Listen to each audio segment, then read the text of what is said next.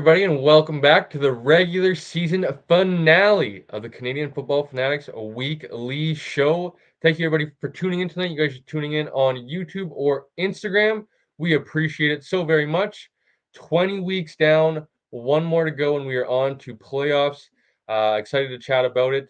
Excited to chat about the some award nominees that were mentioned this morning, actually. So excited to get into it as always with the fellas. Blake joining me as always to start things off, and the boys will be here in a few moments as a little bit of unorthodox here, going a little bit earlier. Just time to make sure we get in enough time here before some recording afterwards. But Blake, as always, buddy, thank you for joining me. How you doing? Yeah, as always, thanks for having me and doing well.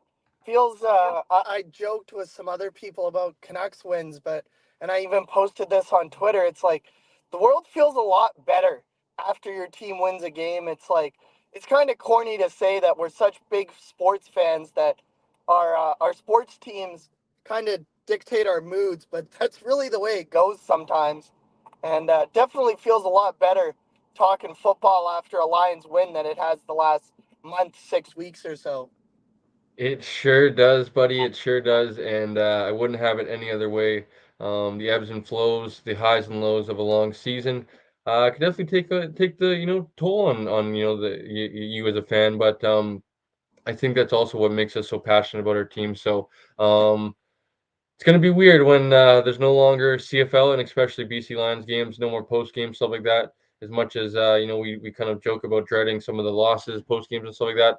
I would love to have one of those nights and record some of those shows in the off season where we're not doing anything and missing football around March, April, so around there. So Blake, as always, buddy, let's get into it. 3-minute drill last week. Perfect 3-minute drill to match the three games on the docket. And that started off with the Toronto Argonauts beating the Winnipeg Blue Bombers. Oh, Excuse me, wrong this week. is last week's show here, Blake. The Hamilton Tiger Cats beating the Calgary Stampeders. There we go, 42-20. Both of the two games, I guess actually all three of the games. I know the scores in both these two games kind of made it a little bit closer, 42-20, still a 22-point game, but we're very lopsided on all accounts. Hamilton got out to I think a 20, might even been 30-3 or 30-0 Was. lead. Um, Before Bo Levi Mitchell looked to go for not one, not two, not three, not four, but five touchdowns late in the first half. He was actually picked off and returned back to the house. I think it was a 30-10 or maybe 30-9 score at halftime. Hamilton really was, clicking on all cylinders, as I mentioned. Four touchdown passes by Bo Levi Mitchell in one half of football. He's really turned back the clock this year and continues to look very, very good. The best quarterback by statistics this season. I believe he was over 450 yards and five touchdown passes on the day. I think he threw one in the fourth quarter as well, late before ending the game 42-20. As I mentioned, Calgary kind of somewhat made it look a little bit closer than it really was, but don't get it mistaken, folks. Hamilton dominated that ball game. Matthew Schultz really wasn't able to get much going for Calgary in that offense. And that takes me to the Argos Red Blacks game, which actually looked a lot closer, as did the first game. 38-30 win for the Toronto Argonauts over Ottawa. And this one, like the first game, Blake, I believe Toronto got out to a four-score lead. Chad Kelly on offense were really clicking. All of their weapons were chipping in and cashing in. So Toronto was able to look very dominant. Ottawa ended up coming back late. Drew Brown put up a lot of, I think garbage time maybe is a little bit harsh, but a lot of stats trying to catch back up. They ultimately do catch back up. I think Drew Brown ended up throwing over 400 yards in the game to make things a little bit closer, which it did get a little bit tight at the end. It did look, oh no, is Toronto going to let this lead slip away? They end up making sure they keep their foot on their necks and get past the Ottawa Red Blacks for obviously the big pivotal game of second place in the East Division. Now we know Ottawa will be traveling on the road for the first round, going to Toronto. in the East semifinal. And that leads me to the last game of the week, which was Blake and I's BC Lions. Although last week maybe I was the frenemy, I guess, going against them technically on our weekly picks. I did say I would willingly fall on the sword, and I did. Fortunately for me, the Toronto Argonauts were able to get a victory and keep me on pace with Blake. That being said, the BC Lions, led by Vernon Adams, were able to get a very dominant victory in dominant fashion over arguably the best team in the league. And over, Cody Bedardo played, the full first half of the game. The defense did a very good job of containing them for the half that they were in. And when Davis Alexander came in, it was it was a lot of the same thing. And Vernon Adams, I was, me and you were definitely being a little bit cautious going into the game of, trying to warn fans of not trying to be, unrealistic and have some realistic expectations going into the game. He blew away, I think, everybody's expectations, maybe including his own, with the phenomenal performance he put on. As I mentioned in the post-game show, you look at the stat sheet, you see the 2 interceptions. I don't believe either or was credited to, a poor decision or poor throw on VA's part. So, was a great win, a great feeling, as Blake mentioned earlier. As a fan, getting a win, it helps you get through the week, and look forward to the next one. Although nothing like a good Week 21 bye week to put a lull into things. So, Blake, that'll end the 3-minute drill. As I always, swing back to you, buddy. What was your biggest takeaways from last week? I'm going to ask you the same question, but I'm going to say, excluding the BC Lions win, what was the biggest takeaway from last week for you? Yeah, I think the biggest takeaway from me is just as unfortunate as it is right now, I think it's how much better Toronto is than Ottawa for second place in the East. They really dominated that game completely throughout. I believe it was like 38-6 going into the fourth quarter. And then it was 38-20 with less than 3 minutes remaining in the game when Ottawa ended up recovering a couple onside kicks. They actually got the ball back and they got fairly close to scoring the game tying touchdown with the lateral Ruski, if you will. But unfortunately, they fell about 20 yards short. I don't think that's going to happen in the East semifinal. And I think you can almost write in pen already that it's going to be Montreal and Toronto in the Eastern final. Yes, I'm looking forward to it as well. I think that's a very good matchup. Two teams that are strong inside. And as I think we all would admit, hating to see or even think about the idea of one Chad Kelly getting to the Grey Cup and possibly hosting the trophy at the end of the year, I think is sickening personally. But I think the big man upstairs has a plan. I don't think he rewards bad people for bad things, and I'm really hoping that Montreal is able to pull it out because I agree with you. I think it's going to be Toronto Montreal in the final. But I think it's going to be a tough one. I think, as I've mentioned all year, I think Toronto's built in the right way for this time of year, being able to run the ball, being able to get after the passer. They got to be up there. Once again, they were getting after the quarterback this weekend, getting after Drew Brown. They got to be up there or maybe leading the league in sacks this season as a team. And I like Toronto other than their quarterback, so it's a real shame that they have to be led by a real dickhead. But Blake, can you maybe bring in our guest? I'm going to quickly send Shane a link because I don't believe I did. So as always, Coach Phil joining us on a Wednesday night. Coach, thanks for joining us. How you doing? I'm trying to get over this damn jet lag. No doubt, Mr. Worldwide, Coach. Something like that. Something like that. But Blake, can you go for a second? Blake is on mute. Okay. Well, 1 second, everybody. I'm just gonna put a link in the chat for Shane because I did not. Oh, All right, yep. Coach. Yeah, I'm here now. Tell us, Sorry, Paul. all good, buddy. Talk about it, Coach. As you just mentioned, a little jet lagged. Flew out to Ontario, and not for just one game. Obviously, we're able to take in 2 games. Saw the Hamilton Calgary game Friday night, and then took in the battle for second place on a Saturday afternoon. Not too sure if you're able to relax and maybe take in the game Saturday night, or if you had to get out of there, get back home. Um, how was the trip? And I know you got some really cool access. You were posting on your stories, keeping everybody updated. I love that, and seeing some posts afterwards. It was really cool. So how was the weekend, Coach? The weekend was pretty cool, man. I enjoyed myself. I got right in there about 3 o'clock, had a meeting, and then I had to ride like an hour to Hamilton, and I sat with one of my subscribers. Shout out to Jack. He had tickets, so I sat with him, his son, and his friend. Shout out to them. The first half of the game. And then I went down the second half of the game and kind of did my job, did recording, did all that stuff. So it was fun. I got to see a lot of good players. I got to meet Dedrick Mills. I got to see Trey Roberson, Demerit Houston. Demerit Houston gifted my son a pair of gloves. So thank you to him for that. And then I met my arch nemesis at the time, Simone Lawrence. Oh, okay. That experience in itself, everything. If anybody that knows Simone Lawrence, he is who he is, and he is everything you could think. I thought my ego was big. He runs Hamilton. I believe it.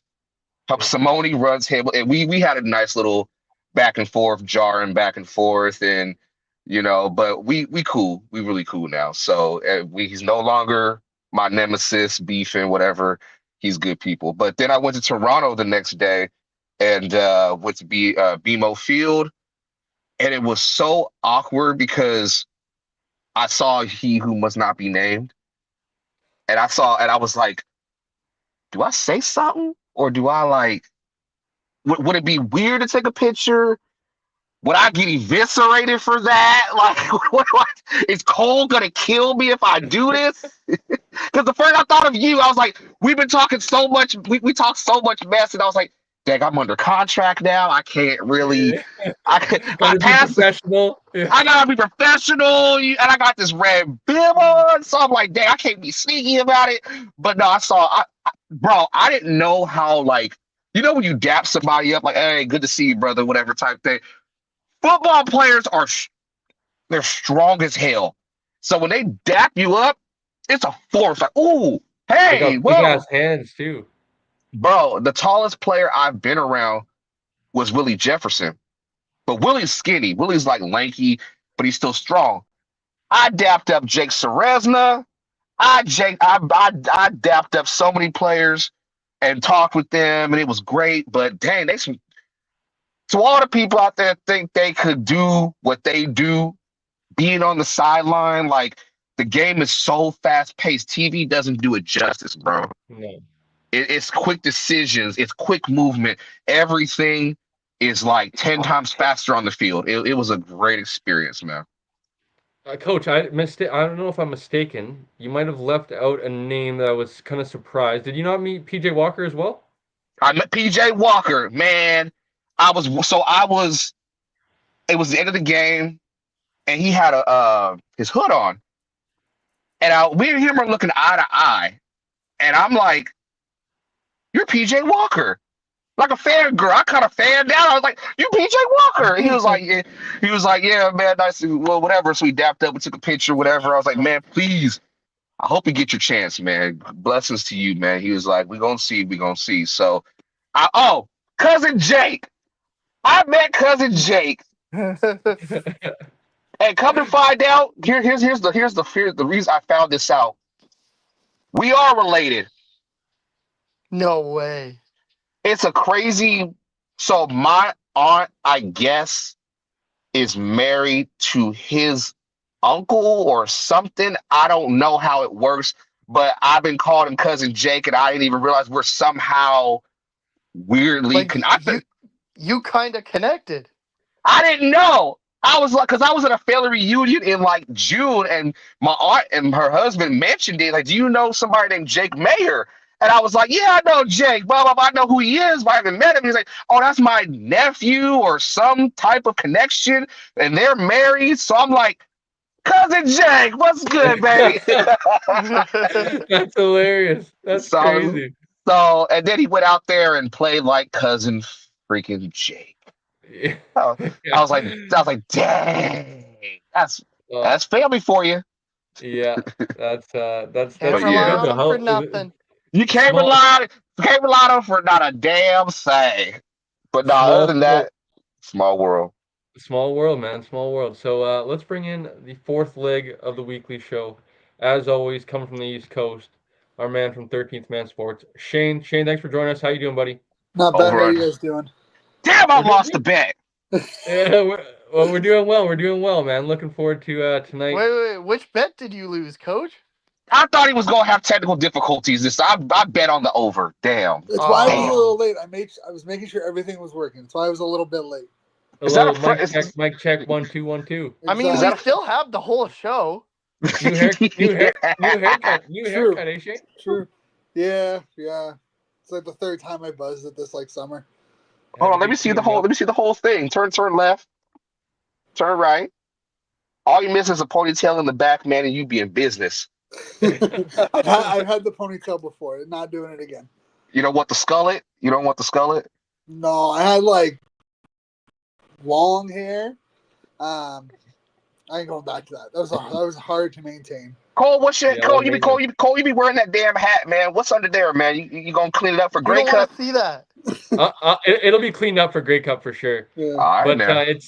it's getting long. It's like that, that time of the year. It's winter time and I summer, so know. Yeah, I had I that Clay know. Matthews hair for a while. yeah. It doesn't get that long, but it'll get a No. little shaggy, a little shaggy. Yeah, But it's a good time of year, boys. I'm excited. The NBA season kicked off yesterday. NHL football CFL playoffs is here. I want to start a little bit earlier because I figured we are going to go a little bit longer with some of the news and notes tonight. Have a little bit of recording afterwards. So, Blake, I guess we'll kind of go a round table to go through news and notes quickly here. If anybody has something, bring it to the table, and then we will get into the awards and the nominees that were announced this morning throughout the CFL, and we can maybe debate them, give our opinions on who might be representing the East and West in said awards. So, Blake, start us off, buddy. Is there anything you'd like to talk about in news notes? If you don't want to, you can pass the talking stick, I guess. Yeah, no, there is something that I want to talk about, and I'm sure Coach wants to talk about this too, is what the heck are the Calgary Stampeders doing? They signed PJ Walker, and now they're not going to play him and risk losing him. Well, Wait, what? Wait, whoa, whoa. No. What do you mean no? So apparently, according to Farhan, because he was a negless player for Toronto. But he was traded. He was traded to a negotiation list. His rights were traded to Calgary.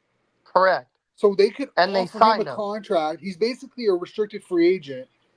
He can be offered a contract for Calgary, be kept on their neg list basically, and it would allow him to pursue other opportunities once the season's over. If they play him, he falls under that futures contract area. But if he doesn't play, he could go back and join an NFL club this season, basically. Okay. What? So, but they would still have to offer him a contract. He'd be a restricted free agent within the CFL, basically. He wouldn't be able to sign another CFL contract, but he would be eligible to sign an NFL contract once the season's over. That's apparently what Farhan was talking about on Twitter earlier today.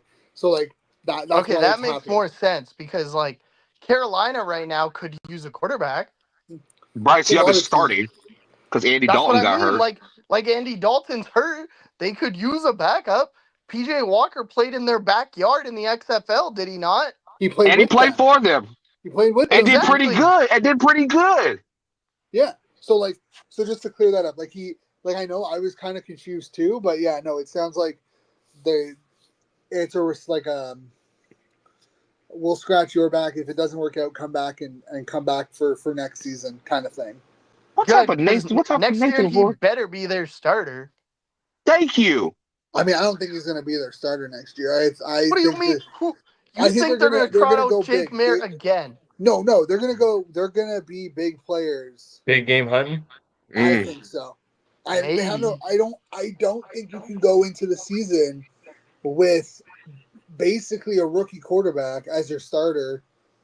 And rookie in the CFL, but yes. Yeah, I just think they'll probably want a face as well, a face, a guy like VA you're gonna bring in. You can make PJ Walker your face. My hot take is they trade the first overall pick to BC. to BC for VA. I'm okay It, with it that. ain't gonna mean nothing if you ain't got an offensive line. Doesn't matter. You're talking about being a face of the team and like having that selling power. VA does that. Okay, And he's a known commodity now too. Like especially after this year, like fans will definitely like in Calgary pay to like. And you're probably Okay, going like to restructure his contract a little bit, save some money off the top.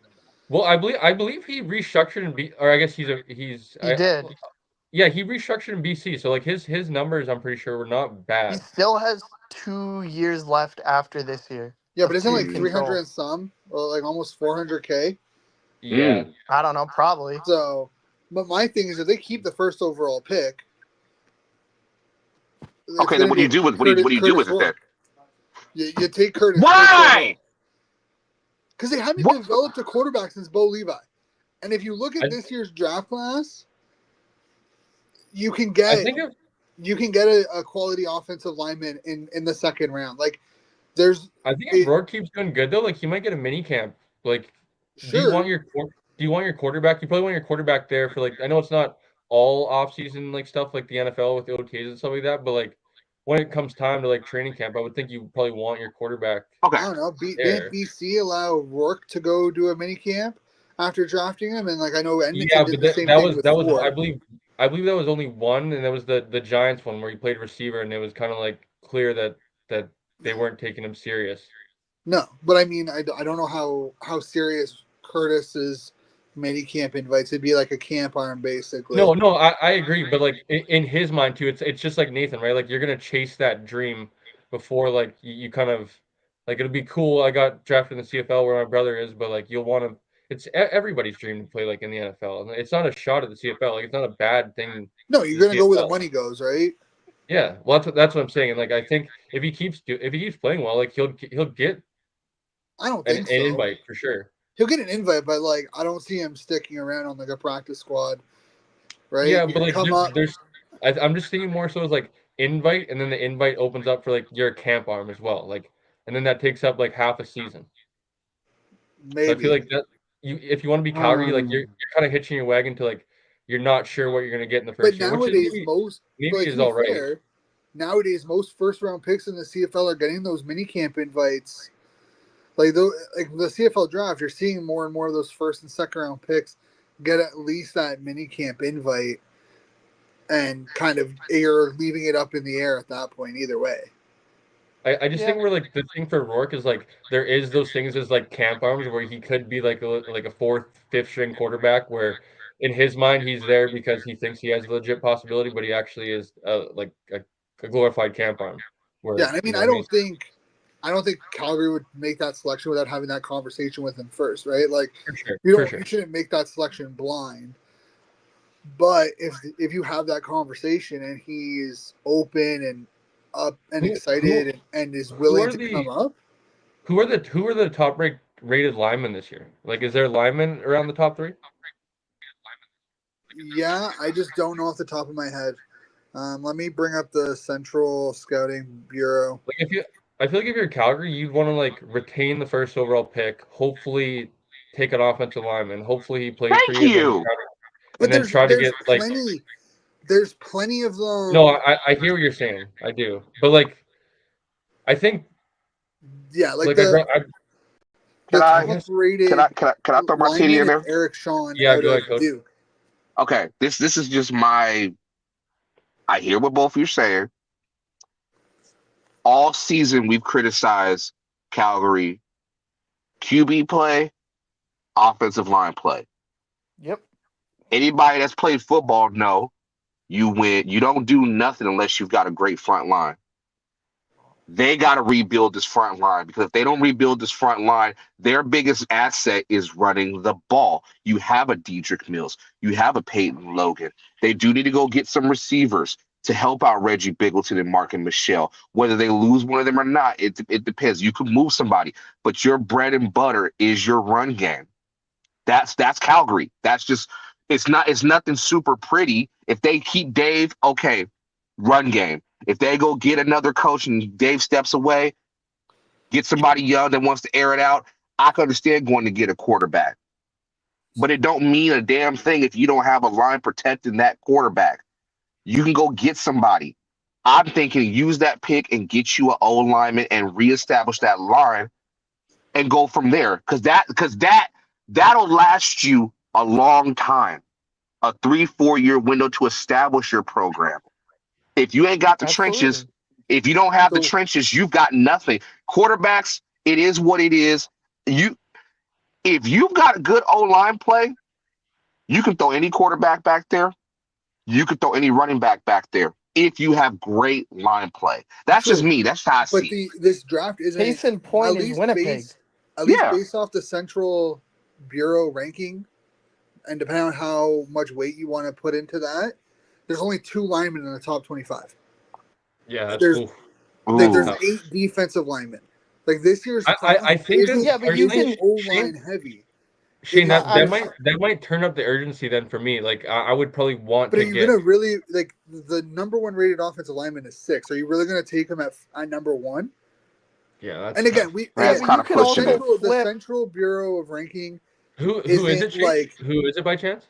It's like Dalton Schoen, or Scone, however you pronounce it, or Eric I'm about to say, Stone. what? Stone. He I'm plays Eric about to say, Stone? damn. receiver. His last name is Schon. But He plays Maybe for Duke. Stone. Sean. Stone. let me throw this out here also. When you're talking about Calgary, let's just look at Calgary for what they are. A For shitty better or football worse, team? no. On offense, yes. On offense, it's brutal to watch. But defense, they're about 2-3 DBs away from having that vaunted defense that we know they can be. They got to get some D line play though. They got to get some D line because I'm tired because you've got Trey Roberson. For better or worse, you got Trey Roberson. I love Trey Roberson. He got burnt. He got burnt a couple times, but you take the good with the bad with him. You've got Demario Houston. You've got Cam Judge. Cam Judge, you got Micah Alway, you've got Mike Rose, you've got some pieces there. They're vets. They've been around this. Get some youth in there, bring them up, and then you got something. But damn, if you're going to go get a quarterback with the number 1 overall pick, I don't know. It's a league, unfortunately. It So is. either like, could you trade down? Maybe you trade for Trey Ford, because Winnipeg doesn't have a first-round pick, and then that's the thing. BC isn't expected to have a first-round pick either. And then the other question, and probably no one wants to talk about it, but what if Adams leads BC to a Grey Cup? Like, I already The answered that the question. price will go up. I But think you- hell would still have to freeze over.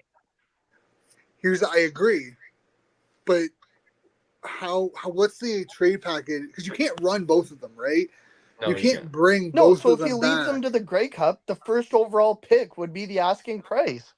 I think it's Even more if he than that though, doesn't, I because like think- the CFL draft, like the first overall pick, like The that's- CFL draft's a crapshoot.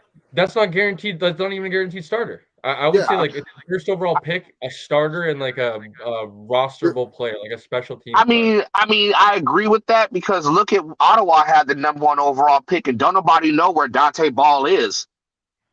Wherever Dante him. Ball should never have. And this is what I'm talking about. They Team should not. overvaluing offensive linemen purely because Yeah, you're you right. need a Shane. good. Yep, you're Dante right. Ball should never have gone first. No, he shouldn't have. Thank you. He's He a should Vancouver never- Allen kid, and I remember watching him growing up. He definitely had like a glow up, which is good for him because he obviously had to work for it.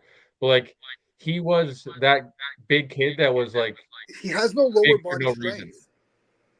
Like you look at him and he has no leg strength. He is. It's. Is he even scary. still on the team? Yeah, he's on their their CR. I think He's their he played a seventh. little bit He's last week. hurt Didn't now, he? but he's basically been relegated to their like 7th or 8th offensive lineman. Like I've never heard that before. A number 1 overall pick. Maybe because of the NFL. He was- Obviously, NFL is like number 1 draft pick. They play in day 1, so that's my perception. But with the CFL draft, I'm starting to see like that don't be a number 1 pick. Don't mean shit. No, the draft. No, means it nothing. really Look at doesn't. Hamilton a couple of years ago with Jake Burt, tight end Who? out of I think Boston College. And instead of Jake actually Burt? using him in the passing game, they made him a fullback in Hamilton, What? and now he's out of the league. He's not even playing football anymore. Okay, point, It's And he point, true. point. drafted a tight end, like a traditional tight end that the CFL hasn't used in like 30 odd years. Because I think it was like the Yeah, mid 90s where the tight end position started to get phased out in the CFL game. yeah. And you drafted a true tight end and turned him into a fullback, and then we're upset that it didn't work out. Cole, what do you think? What should Calgary do? Yeah, I kind of agree with Shane now. Don't force the offensive lineman. I think the thing that I would say though is so it's tough though because only 2 offensive linemen on 20 on the top 20 list is unlikely, but that I believe you're probably going off the latest one, which is the fall one, right? Yeah, well, I mean the winter one won't be released until like December. There'll be a winter and a spring, right? If I'm not After mistaken. the combine, there's usually one. So like there is room for the offensive lineman to possibly rise, Yeah, I mean we which saw with Brubaker last year. He went from is like a chance.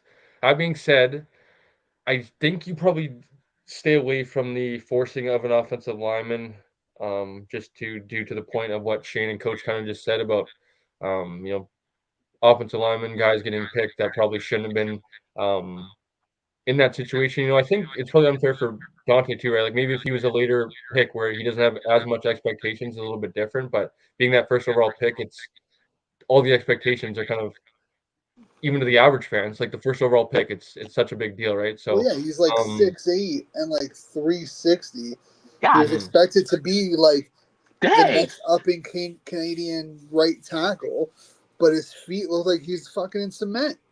If you ain't got no feet, you don't matter what your size. If you ain't got no footwork, easy work. Like Easy work. All watching right, him at Shane. camp and whatnot, like he showed progression, but going up against the like top American rush Oh, we ends, eat those. he he gets destroyed. And like it's plain like Pelios has progressed really well this year, but Bull just he can't keep up. He doesn't have the speed to keep up with those edge rushers. Mhm. Okay, Shane. Any other news and notes before we get into some award nominees here? Refueling with some Bepski. Any other news and notes, buddy? No, I don't think Coach? so. The CFL Any hasn't other really been any outside of other the news and notes? awards. I don't think there's been Mm, anything. can we have this one conversation that you guys as BC fans don't want to have? Which Which one? is There seems to be a lot of those. Whoa, we have them twice a week. Me and this guy talk 2 hours of BC Lions every week. We cover it all. We don't shy at away from nothing. least. Why have they not given y'all a public access TV show is beyond me. But I, I, I would say because they have like Nick and all those guys that they have Nick's a so much. beauty. love you, Yeah, Nick. All right, this is the conversation we need to have. Do you guys, as BC fans, feel like the Nathan Rourke project was a failure?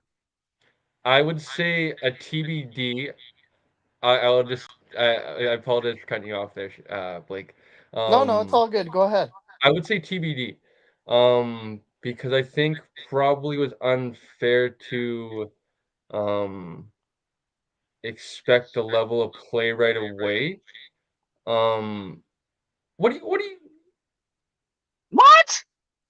no like sorry, not maybe not unfair, unrealistic Okay. that not unfair like that's unfair on him to criticize him type thing. Unfair or like unrealistic in like the fact that the level he was playing at Hmm. was like the and I hate the whole on pace thing because like case in point what had just happened this year, Bernard Adams was on pace to go for 6,000 yards and stuff like that. And as you know, coach, injuries happen in football, weird things happen, and it doesn't even have to Hmm. be to, the said player that we're talking about, right? It could be an offensive Yeah. lineman goes down, your receivers go down, whatever the case may be. You're on pace of what the first 6 games was is obviously probably not what you're going to look like for the other 10 or whatever games, right? So Right. Nathan Rourke playing 10 games in 2022 did very well, and I think he will be close to that player again, but I don't think he will ever maybe be to that level of play because of how I think he was like 25 touchdowns in 10 He games, set the like 25 3 or 2,500 yards or something like that. Like he was on an all-world level. He would have been going down as definitely one of the better Canadian quarterback seasons. And like it would have been interesting. But I think it probably unrealistically put expectation on him that he was going to just return to form. And I think as we talked about it, like I said, we cover it all. As we talked about it, I think on the preview last week Yep. of like everybody hyping him up. Like that was probably not like you probably should have known a little bit better. Like the guy goes to the NFL, was on I think 4 different teams, and as much as, football is football, it is a little bit of a different game coming here. Like the field's wider, A ball's little bigger, bit. fields, Hmm. the width of the field. So I think he will get back to a similar form, but I don't think it's necessarily a failure. Are we talking in general, coach, or this season? In general, we can talk. We can talk. I think. I guess what I'm trying to say is, do you think Nathan Rourke was a one season wonder, No, and No, everybody's caught up with him? no. no. I Okay. think, I think I in think I think general, personally he's a little burnt out. yeah, no. I think in Hmm. general it won't be a failure, but for this season specifically, absolutely 100% a failure. For this season, for sure, a failure. I think my issue is the fact that they didn't put VA in earlier when he was actually healthy. My Yeah. No, man. Thank Like you. I think this is like my personal issue with Campbell, and he did it a lot in Ottawa, where like players were struggling and he just left them in there and he's like, oh, they'll work through it. Hmm. You're Well, not winning games. I think if you pulled like if you were to pull them in like week 13 or week 14, I don't think it gets looked at. It doesn't get talked about as much because then it's like, okay, technically, VA was the starter. You don't lose your starting spot because of injury, this, that, and the other thing. You can have that conversation. But waiting until you've till you're out of hosting a playoff game yep, to put VA in makes no sense. And I think Rourke is, even when he was putting up numbers, he is shown to be, when things aren't going right, he kind of disassociates from everyone and kind of sits by himself. Yeah. And you allowed a conversation and a narrative to be built that like he's not a good teammate. The team doesn't listen to him. That the team isn't willing to rally around him because he was off, not with the group at all times. Okay. And I think Yeah. that is one of Rick Campbell's biggest issues because there's the same type of conversations Yeah. when Henry Burris and Trevor Harris were in Ottawa together in 2016. I When know about Harris that. got hurt, or when Burris got hurt, then Harris came in, then Burris came back in. It's just there's a lot of unnecessary conversations created because Rick Campbell doesn't know when to just pull the plug on someone because it's not working. I Uh, Side note, I will say that I hate when the media does that stuff. They try to be divisive and make something out of nothing. Sometimes mhm, you have to know your players and you have to know that this guy, that's about knowing your personnel and knowing personalities. It's not just KYP for your personnel, it's KYP. Know personalities, know your players, and know that okay, this guy, if he's thrown 3, 4 interceptions, you got to give him a minute to get himself together. Nobody's thinking about that BS when they talk about, oh, he disassociated himself with his team, and oh, the team is not going to rally around him. That sends a message. Ain't nobody worried about that BS, man. I got to be careful not cussing. But yeah. be that BS, man. See, this contract gonna kill me. Uh, I think with this, just for me personally, it was a failure. They hyped it up, and not Nathan. The media hyped it up. The media hyped it up as Kid yep. Canada's coming back to save the day. What was he saving? Yeah, What the what what? team was already 5-3. Yeah, like what is he? And I hate that complex of Nathan Rourke's, not nothing against him. Oh, Nathan Rourke's coming to save the day when Vernon, y'all wasn't talking like that when Vernon was whooping ass all over the place. That's just me. I That's think why for me, the thing that I was actually happy to see, I don't know if any Shane or Coach watched the TV version of the game, I but got they her. did.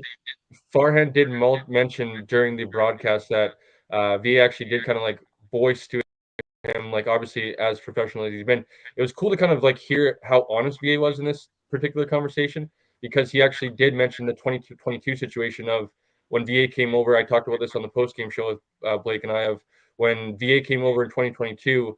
Nathan obviously got his job back going into the playoffs. He started the Winnipeg game, got the first half, and then obviously started in the playoffs.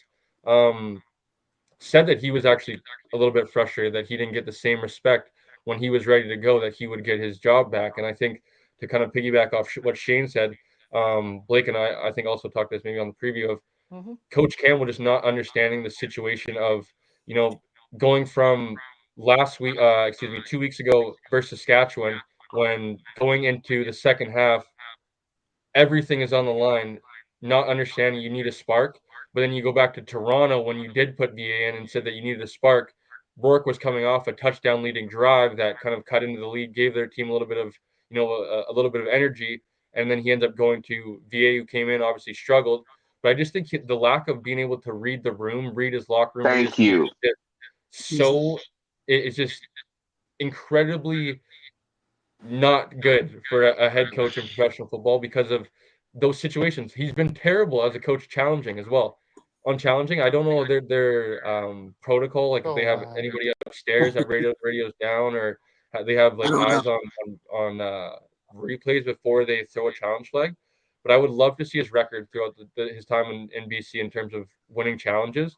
There's also been a lot of dumb challenges that lose us timeouts and like are very obvious by the first replay that like we lost that challenge.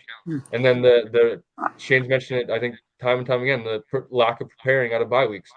So it's like almost everything as a head coach that you need to check, he doesn't fill those boxes. Like, honestly, I think for BC, and this sounds really bad because obviously I think everyone would love another, host BC Grey Cup, especially after seeing like the 2011 when Lule won it for the Lions. I think the best thing for BC is that if you get blown out again going into Saskatchewan, you get blown out by Saskatchewan, no matter who's in at quarterback, there's that conversation of, okay, what's our next step? Is Rick Campbell the guy to lead us there? And if not, how do we proceed? And because like and this is the thing that pissed me off, and I've gotten so much flack over it because I've done it. Like I've challenged people who are calling out Coach Dice with how the season has gone. Mm-hmm. Ottawa went 8-9-1 with Campbell as head coach twice, back-to-back years, 16 and 17. They benefited from a very crappy East Division.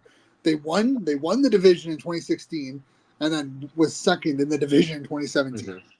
They won 4 out of their last 11 games to end 2016 outside of the playoffs, and then went 1-6-1 in their first 8 games in 2017. But because he had a Grey Cup, because he had 2 Grey Cup appearances in the first 3 years, he got a longer leash. Mm-hmm. And I would hate for like BC fans and BC to be stuck in that same situation where they look at it and like, okay, he struggled his first year. He had really 2 good, strong years, 12-6 back-to-back years, and then had a third year where fourth year where he really struggled. But they won 2 games and got to the Grey Cup, so let's give him an extra year. And then they show the same things again next year. I would hate for that to be the BC, like for BC fans, because the amount of effort and passion that Omar has put into that team and to the community, they deserve a consistent winning football club. And I don't think Rick Campbell is the coach to give him that. Hell yeah, because it's the problem is that last year was the window. Last year, we missed out on possibly the greatest Grey Cup ever between BC and Montreal. That offensive firepower that they had, and then it just trickled over to this season, and it's not the same offense. Nope. Maybe because the weapons that because am I wrong, Cole? Am I wrong, Blake? I might, Coach. I might argue 2022 is the year because the Lions had James Butler. I will be just 100%. Ooh, Bro, no, ooh. Because I am we so frustrated. saw what William Stanback did this year. The Yeah. Lions didn't have a running back last year, and it was very obvious that Smoke Mizell wasn't that I'm guy to so frustrated Whoa, that be whoa, carried whoa, on. whoa, whoa, so whoa, whoa, whoa! after Hold on now, Butler, hold on now. I ain't disrespect my dog Smoke like that. Smoke for what he.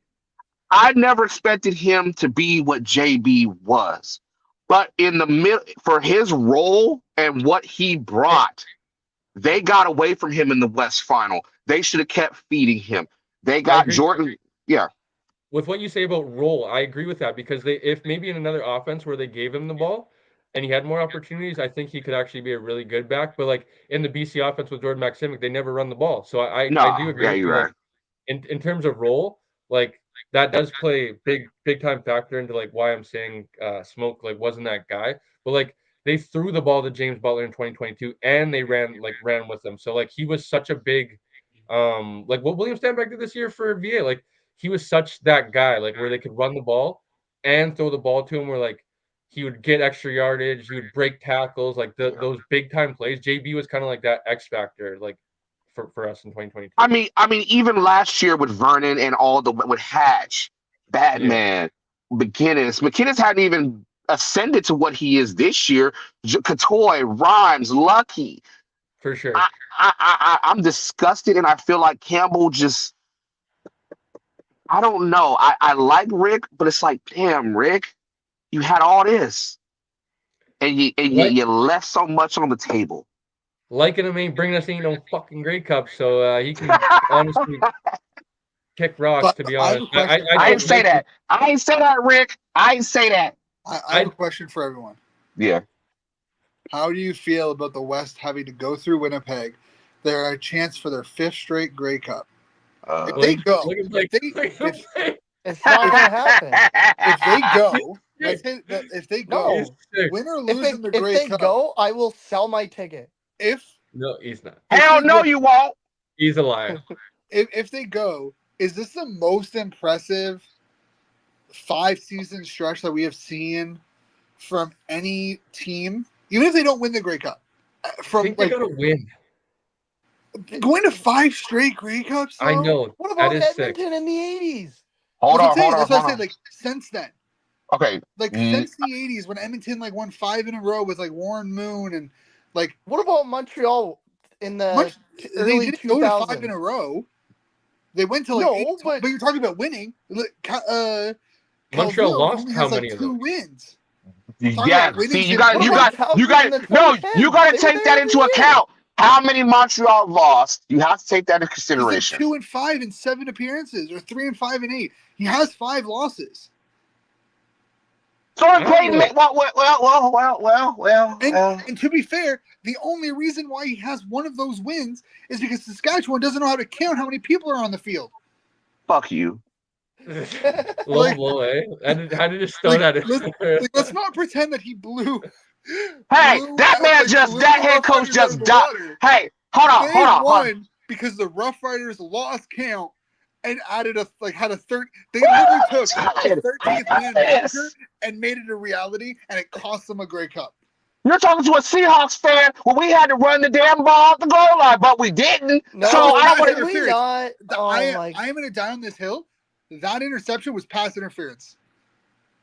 I'm Yes, dying on that hill. but Anyway, the point no. is, Shane, look, at All the I'm end of the saying day, is that the wins really matter. yes, you don't go there just to show up. You go there to win it. You go Okay, there to win a but Grey look at Cup. They Calgary. lost Look at But the by two. West's regular by season Shane's dominance. logic, the Bombers are a dynasty. Then I'm not saying Huh? they're a dynasty. I'm just saying impressive run. Like look No, no, at no. Calgary with Bo Levi, where they were able to steamroll the West and We just, basically the we league. just But they only throwing went the to 3 Grey fucking Cups word dynasty or 4 Grey around. Cups with them, We're and just they only throwing the won word 2. dynasty around. Damn. What I happened think to I being didn't about say there was no winning? I'm just saying the dynasty. most impressive, like going to 5 straight cups. Like, you can't discredit them going to 5 straight Grey Cups. no, That's you what I'm can't. saying. I'm saying No, no. like it is since the '80s. This would have been like the best 5-year stretch that we have seen from any team. Okay, How many did Warren win? Did they go to? I've never understood this. Did they win 5 straight, or did they go to 5 straight? They won 5 straight. I don't. Okay, that's a dynasty. You can't call somebody a dynasty if you ain't win. If you ain't win all of them. I didn't say dynasty. Who said dynasty? Blake did. Blake. No. I said if Shane thinks they are going to 5 straight is an accomplishment, then Shane thinks they're a dynasty. Name the last time a team has gone to 5 straight Grey Cups. Forget the All-Star stuff, Cole. This is the best episode. Yeah. You done pissed me off. You look at like from a 5-year stretch. Even when Calgary was running the West and Montreal They was went running to 4 the East, or 5. Shane, neither were able to do it. Let's move on. Shane, my last throwback to you, and I'm actually asking this as like a genuine question.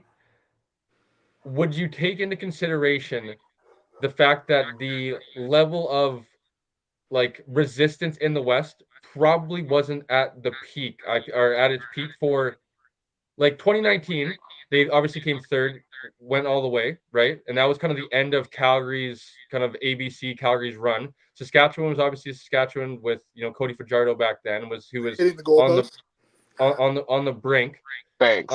But like if like BC was a young team with Mike Riley, and then obviously Rourke came in, they kind of have been their rival now. But like Saskatchewan the last few years after Cody Fajardo has kind of been like, obviously not to insult coach anymore, but like after the last 2 years, the Labor Day curse, like they weren't really anything to be kind of competitive. Calgary has fizzled out with the Jake Maier situation now with Bo Levi Mitchell. So I feel like not to like take anything away, but like does that have anything like does that like sway you against saying like this is the greatest 5-year run? Because like who did Calgary play when they went to all those Grey Cups? And who think about it. For Hamilton, Toronto had some of the best. Calgary had some of the best seasons and didn't end up going to the Grey Cup. No, they only missed the Grey Cup once. Yeah. Are we talking the 90s or are we talking the 2000s? The 2010s. 2014, 2016, 2017, and 2018. Those were all Calgary. Yeah, and they only won 2. I know, but they still went to 4 or 5. Yeah. But that's still not 5 straight. Well, what do you mean? Okay. That's what I'm saying is that like you look at a 5-year run. So it's about winning. If Winnipeg loses, it's about winning. Did you win 5 straight? A dynasty is not. We won back to back. Win the game. You play to win the game. No one is talking about a dynasty. A dynasty is when you win more than. Oh my God! Coach, you're the only one who's on this dynasty thing right now. No one is talking about them being a dynasty. They're not a dynasty. You know what, Blake? It's your fault because you threw the word dynasty in there. Now you messed my brain up. My fault. This is what we're gonna do. This is what we're gonna do. That they're not a dynasty. We're gonna do this. We're gonna do this. They're 2 and 2. We're gonna ask Stampeders. What call? I'm just saying that if you look at over a 5-year span, going to 5 Grey Cups in a row this is the best 5-year span we have seen from a team if they were to make it since the 80s. Okay, we're gonna ask the chat. They're not a fucking dynasty. No one's talking about a dynasty though. No, I know. Okay, Shane, that was a joke. Okay, anyways, we're gonna move on. Like y'all talking about dynasty. I'm done. I did not bring up a dynasty. Award nominees now. So yes, sir. Yeah. MOP, and then we'll work our way down to Roland Milligan. Roland Milligan. It's not even Roland Milligan. We ain't got to do all that. Next. Okay, we'll go with. They just need to change the name. Okay, actually, we'll go with this. We'll go with this. So obviously, we all are in agreement of Roland Milligan is going to win the award and obviously be the West. No. nominee. I didn't say that. I didn't say he was gonna win the award. I said he should win the award. Don't give me semantics, Blake. Yeah, stop. Blake, like this is the CFL is probably gonna push Brady through. Blake, ooh. Just pick. We're picking tonight. Do not it should be Milligan and Beverett. Those are the only 2 acceptable. That's the key word, though. Okay, everybody, shut up. I didn't say nothing. I said, who are you talking to? Everybody, all 3 of you. Not me. I'm laughing. we are going to agree on Roland Milligan is the West nominee. Who would everybody Yes. like to nominate Beverett. for the East? It's Beverett. There's It's no Beverett. It's acceptable Bo answer Levi. outside of Beverett. Thank you. If we get to the fucking conversation instead of you guys fucking. I'm Okay, laughing. I'm Blake, laughing. Blake, why do you think Bo Levi Mitchell should be the nominee over Who the Tyrese fuck Beverett? did Bo Levi? What do you, Blake. I did. No, I'm 100% serious. If anybody Okay. would Didn't we listen, get into an argument when I mentioned him as an all-star and you guys all like Yes. No. I said I don't think I don't agree. I don't agree. So I don't think he should win, but I think he should be the nominee. over Beverett? Yes, he's been the Why? best player in the East all year. No, he hasn't. He Yes, got he benched. has. Bever's putting up Milligan numbers. Cole, I He's can't won- breathe. If Milligan's the West, how is Beverett not the East? I got a Because cramp. he plays from the linebacker spot. He's closer to the Who ball than gives a Milligan. shit where he plays from? And Darius Pickett played from the same spot when he was. I got a It cramp. doesn't. Okay, wait. So, realistically, if we're being realistic, what are the Okay. chances that Milligan wins the award? I don't know. To be fair, I I don't know think where the it's CFL close voters to are going. like I think it's 95%. You're He saying should. 95%? When I was wanna the say, last like, time a 75. defensive If player these won the writers- award? If these writers know what's like take away the fact that it's always been an offensive player and there's only been a true defensive player. Milligan has been the most outstanding player of the year. It's not Yeah, most I agree. valuable. Yes. He's been the most outstanding. And Beverett has been right there beside him from a defensive aspect. If you want For to me- argue who's the most outstanding offensive player, I agree that Bo has been the best offensive player all year. But there's no most outstanding offensive player award. No, Tough, and Sandy. that's a different conversation. I need something to drink. Okay, so Coach, That's a completely different you conversation. were going with Tyrese Beverett out of the East as well, right, Coach? You didn't have another name? Let me catch my breath. Yes. I'm gonna throw in another player that could make it out of the East, and that's Justin. You won't. I'm not saying he will, but I'm saying if you look at the body of work that he's done, he has 1,300 yards. Like he could. If you look at No, if we're going by that logic, then Justin McInnes should be the West nominee. I didn't say should. I didn't say anything about he should be.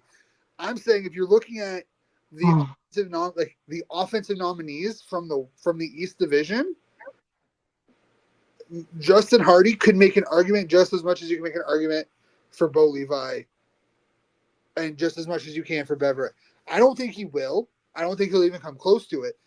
I'm just throwing his name in the ring because I think he's shown that he is arguably like one of the most consistent receivers this year, as well as like McInnes has for BC. Like I'm just saying, I'm just giving his name a little lob because he's been the second best offensive player in the East. I Okay, got a let's cramp. move on. I And love- then when I'm at Blake, the one CFL sec. awards, I love how Shane snuck that in of like, he could be up there with Bo Levi Mitchell or Tyrese Beverett, but I don't think he's gonna win the award. That's the most contradictory ass. Not at all. I'm saying that you can make an No, I argument. know. You can I make know. an I'm giving you argument for- shit. You're covering your. No, I'm just kidding. But okay, let's get on ow. to most outstanding Canadian. Who does everybody think? East, West? Shane, you can go first. Who do you think is going to be the most outstanding Canadian from East Division? Man, I want to say Brady Oliver. he's not in the East, dumbass. Yeah, dummy. This fucking guy. Listen to There the you go. entire conversation, bud. Stop making me laugh. It hurts. You know what? I'm just gonna put in a homer pick. I'm gonna represent the offensive line here. I'm gonna just throw Drew Desjardins. Okay. And then who in the West? Sorry. Oh, I think it's gonna be McInnes out of BC. Okay, Blake, who do you got, bud? East and West. Refresh my memory for the East nominees. Just give me a second. I thought you had this up. That's why I asked. You're I the did have host. it up. I had to close the. Unprepared, Cole. I had to close the. You're the only one here on a computer, so like you need to have these things up and ready. Oh, my bad. Jeez, I got Instagram, I got Twitter, I got all these tabs open. Okay. Okay, Mr. fine. I'll Pop. go with my West nominee first, and I'll say it better be Justin McInnes too. Yeah. Okay. Most outstanding Canadian nominees from the East Division. We have Okay, one there. Keandre Smith, wide receiver, Hamilton Tiger Cats. No, Trash. We have kicker from the Toronto Argonauts, Alarum Haralahu. He'll probably no. Mm. We have, as mentioned, as nominated by one Shane Drew Desjardins, offensive lineman, Ottawa Red Blacks. Maybe. And last, we have from the Montreal Alouettes, Isaac Ademi Berglund, defensive lineman. Drew Desjardins. Yeah, Okay, I'm we gonna have have to two. go with Desjardins as well. Okay, well, who's your?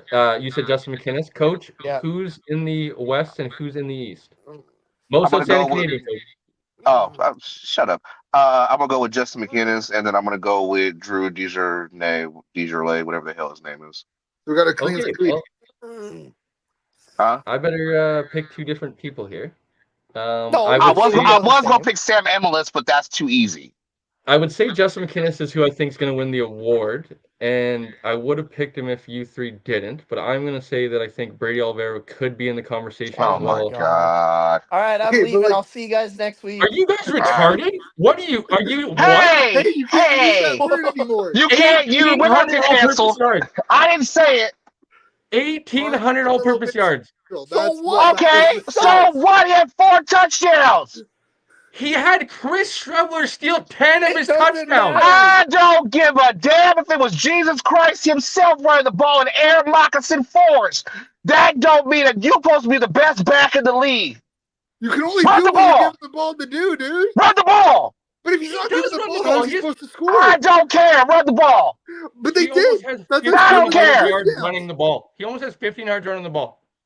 Okay, The East reason Okay. nominee, let's go. And Coach, my touchdown- ancestors got touchdowns? about 1,500 yards running the ball too. Bro, That don't mean they're Caleb gonna win lost to the Evans. Canadians. Coach, Pull up think the about stats. this. Caleb I'm Evans just fucking has with the you. rushing I'm messing with you, record. Cole. The quarterback has the rushing touchdown record. I know. I'm BSing. Damn. I know Streveler got about 12 touchdowns. And for the record, if you guys missed, I did say McInnes is gonna win. I actually called this before the You season. did, you as, did, you did, you Blake did. actually took He just Tyson wanted Philpott, different. and I took Justin McInnes. But Yeah. That's not Yeah. fair. Tyson would have won if he didn't get hurt. True. woulda, coulda, Shoulda, shoulda. If shoulda, I woulda, knew coulda. That should be my uncle. To be fair, I'm kind of surprised he wasn't nominated. Like, to be fair, I'm kind of shocked that Montreal didn't say fuck it and nominate him anyways.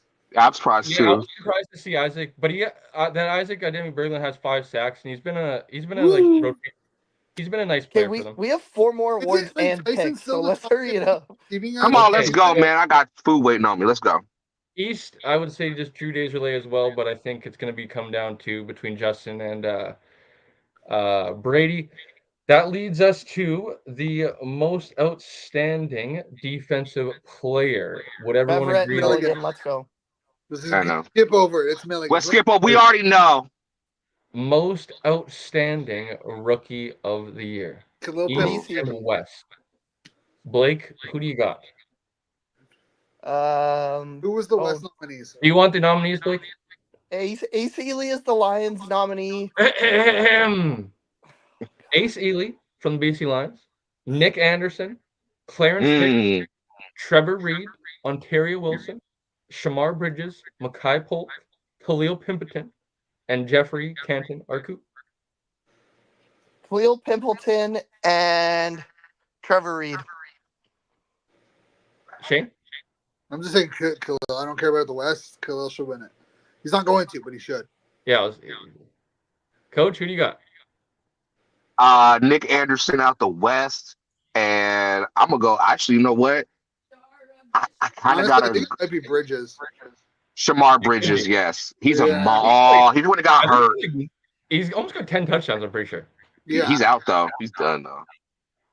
But like he had a pretty good year. I think he'd be my East nominee.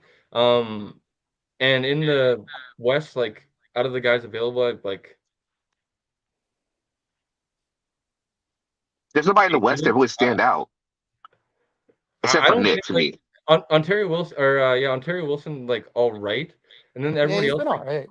like he had, I think, flashes of like chipping in with for Winnipeg, but like I don't think he was the rookie of the year necessarily. I think this is a hard year to kind of. There's not a really obvious candidate. Nah. I would say Jeffrey Canton-Arcu's kind of in that conversation. I thought he's been a nice piece for Montreal. I think he has 5 sacks as well as a linebacker and kind of plays as like a nice movable chess piece for them. But like I don't honestly. Is there a favorite, Shane? Pimpleton. Pimpleton I has was like, gonna go with Pimpleton, but Shamar Bridges is a real tough one to go against. and I think Makai Polk might have honestly better numbers than Khalil Pimpleton, but that's just numbers. Recently. I was everybody was expecting a Joe to take that leap. I think next year he'll take that leap, but this year not He enough. wasn't really given. Yeah, but this year he won't be. Next year he won't be a rookie. No, I know, but I'm saying like as far as like this was supposed to be like his Randy Moss big rookie year type thing. Yeah. You know what I'm saying? I get So you. yeah. Okay, I mean, whoever was big saying boys, most outstanding offensive lineman. Would you guys like the list before we go? I will start. Guy in No, Toronto. No. Stanley Bryant and Stanley somebody Bryant. from Toronto. It's the guy from Toronto. What's I'll his take name? Logan Ferlin and the guy from Toronto, Ryan Hunter. Mr. Consistency. I thought Logan Ferlin. I thought Coach might have mentioned him as well. It's had a nice, phenomenal year. Yeah, No, he has. he's good. He's done his thing. But But Stanley Bryant gonna win it. They're gonna name that award after Stanley Bryant when he retires. When it's all said and done, he's the greatest. He's the greatest. You can't deny it. Man, I remember. I wish we could go back to the time where like there was like 20 offensive linemen who could win that award. Go back to like the early 2010s, mid 2000s, like maybe early 10s to mid 10s. Almost every team had 2 offensive linemen that could win it easily every year. Back in my day, hey Shane. Back in your day. Hey man, not my fault. I've been watching the. I had to league walk since I up was to 3. hill I know. I'm just to school bugging you. uphill both ways. I had the bunny ears. I'm pretty sure I'm like middle of the pack. Coach is usually the oldest. I don't know how old. How old are you? Wait, how old are you, Shane? I'm 27. Okay, we're all the same age. 97. No, I'm Well, oldest. no, not you, Coach. Not you, but the 3 Both of of us. y'all. Oh, you guys are also on 97? Okay, awesome. Yes. Oh, That's come how on. You're It's just the old unfair. fart, man. Coach, does your year even start with a 9? Yeah, dude, it's 94, bitch. Yikes. He says this year. I'm in rare form tonight. So come on. Hey, I'm not on my platform. I can say what I want to in some way. This year you start with a 9. This guy's just throwing haymakers. What did Coach do? You remember Wait till great. Hey, wait till Grey Cup. I'm gonna put a 2-piece on Blake. Your ass in about a month. Oh, y'all. Anyways, Next. Dead giveaway. Blake has his date of birth on his arm, so you can always tell 97, baby. Is But, that in case you die, they know how to identify you? Yeah. Let's get to most outstanding special teams player. Janarian Grant or Sean White. Yeah, I was gonna say I know Blake wants to go. He was very voiceless on this. No, it's gonna be Sean White or Janarian Grant. I'm actually kind of shocked that it was in. I know Liram was getting a lot of love too for special teams. Low key, is Janarian Grant even gonna show up to the ceremony? Is he gonna show up to the award show? Probably not. Why not? He's also Marshall. He might be a Marshall. He's like, I don't really want to go, but I'm gonna go. Or JT or TJ last year when he was told he wasn't gonna win the award. Yeah. So that concludes our awards, boys. We agree with. What about defensive line? Who? Mike Wakefield. There's 6. That was 5, wasn't it? Yeah, you missed. We did most outstanding player. We did most outstanding defensive player. We did most outstanding rookie. We did most outstanding Canadian, most outstanding offensive line, and most outstanding special teams. And where's the defensive player, bro? No. It's not. It's most outstanding. No, we already did that. We all agreed it was going to be between Milligan and Beverett. Oh, yeah, it's defensive player, not defensive line. Yeah. Okay, then yeah, you're right. My bad. Yeah. We out here trying to eviscerate the host. You're talking about me not being prepared. It's written down here. All right, 6 goddamn awards. All right. You wrote it down, but you didn't have the nominees up. I'm an old school guy. I like to write things down. It's weird. But Then why did you write down the nominees? Exactly, bro. It's easier to go on Google after. Should have had it ready to go. You wanted to talk about it. No. Come on, brother. All right, boys. You Let's could have get just gone to into the CFL website. They got a whole article about it. CFL.ca. That's what I pulled up. It was boom, easy. Took me about Easy peasy, 5 lemon seconds. squeezy. No harm, no foul. Anyways, are we gonna start new in the playoffs? Is this the last week of our season predictions here? I think Coach does because no way he's winning. Coach is getting that disgrace tonight. You know what? You know what? Nah, Shay. I ain't finna let Bobby Hill talk shit about me at all. So you can kiss my black ass. Okay, But we're gonna iconic agree. character. That's not an insult, man. I love it. We're gonna start over come All right. playoff time. So this is my last week. I guess spoiler. Blake is still first place. That little smile smirk. Unfortunately, still by one. Starting with Blake at 45, 30, Come and 2. on. Blake was 2-2 last week, tied for best 2 and record of the 1. week. How Sorry, we 2 let and 1. real- Sorry, 2 and 1. 3 games How we only let- last week. How we I let am low key obviously be in first place? in second with a record of 44, 31, and 2. I was also 2 and 1 last week. Shane is by default as of now in third until we tally some win percentages, I guess. At 36, 33, and 2. Shane was also 2 and 1 last week. Cowabunga dudes. And Coach, last but certainly not least, 19, 28, and 2. Coach, unfortunately, was 1 and 2 last week. Dang, 1928. Damn, I couldn't even vote back then. God damn it. Shit. Coach, this is your God chance, damn Coach. it. Huh? This is your chance to at least break 20 on the year, God, Coach. I think that would be God damn it. Bring it on. Bring it a on, brother. positive. So we're gonna start off with Hamilton traveling to Blake's Ottawa Red Blacks. I would imagine Shane will be there covering the last home game of the regular season and of 2024 for the Red Blacks. I will go to Shane first. Shane, who do you got and why? I'm taking Ottawa. They have to win this. They can't go into the playoffs losing like 6 in a row. It's not doable. They have to win it. It's like, I know it means nothing in the standings and they're still going to go back to Toronto, but from a confidence perspective, they got to win today.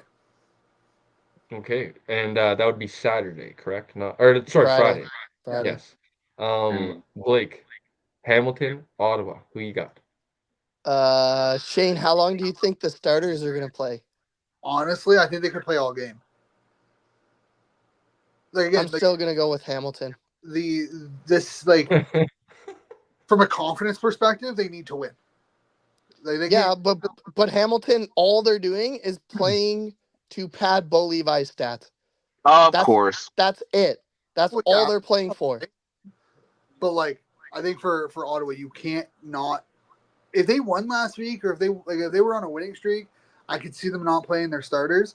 But you've lost like 4 in a row. You can't. Shane, so if they won last week, they have to win. We didn't get your thoughts. What were your anyways. thoughts on last week? Sorry to quickly kind of. We weren't here kind of when we. Like, obviously it started out bad, but like there was a chance to come back there at the end. Like there was a chance, although it might have been small. There was a chance. Again, I think the injuries, like going on the road, they struggled on the road. They're 2-7 on the road.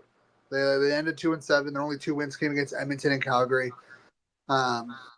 They just didn't come out ready to play, and I don't know if that was injuries. I have troubles believing that it was Dice not being able to get them ready to play. I just think that they were working in a lot of newer or welcoming back some newer players, and they were just out of rhythm, and it cost them early. Like Toronto took advantage of it. Their defense looked out of sync.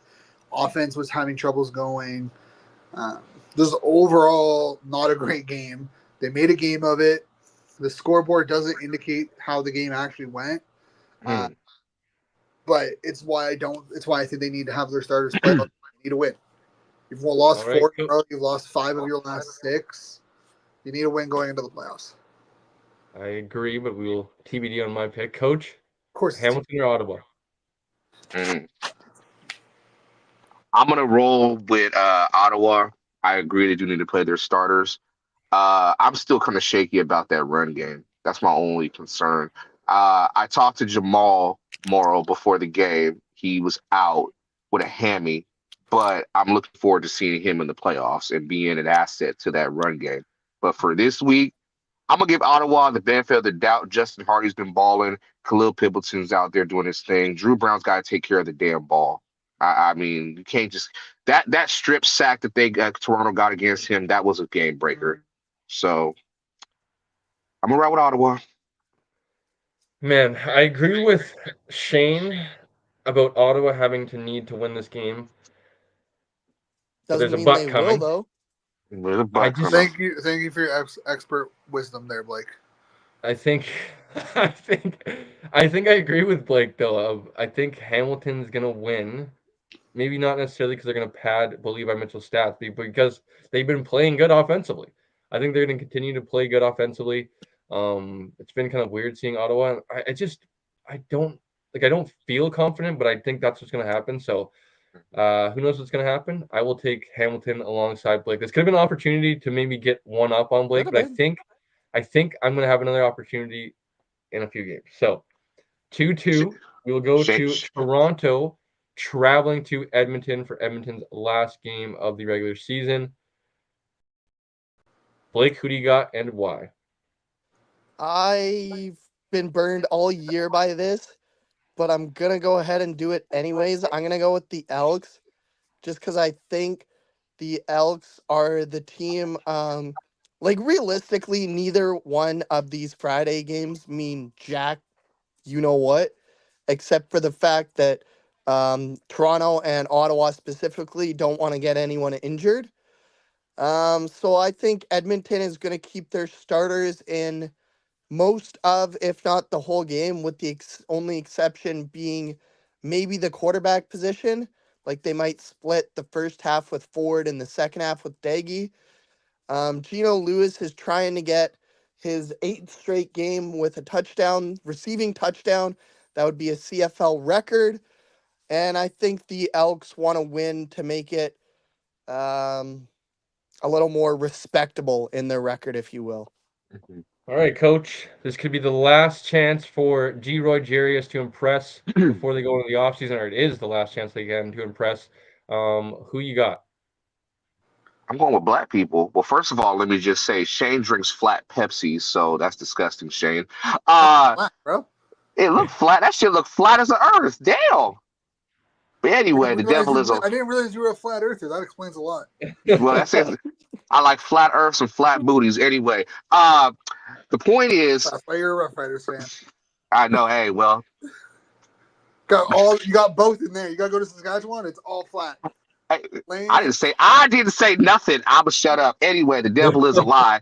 Nah, all jokes aside, I think that I'm gonna go with Edmonton just because the fact that Edmonton, this is a chance for them to show that 7-7, a record of 7-11 would be much more respectable. Every year they've gotten a little bit better. They're getting close to a positive breaking even, so that's something. And I want to see G Roy and Jarius show that they can run the show. Give them time. So this will be this will be good. Okay. Shane, who do you I'm got? thinking Edmonton. I think it's a tryout for everyone, right? Even all stars like Geno. Trey Ford needs to show that he can be the quarterback.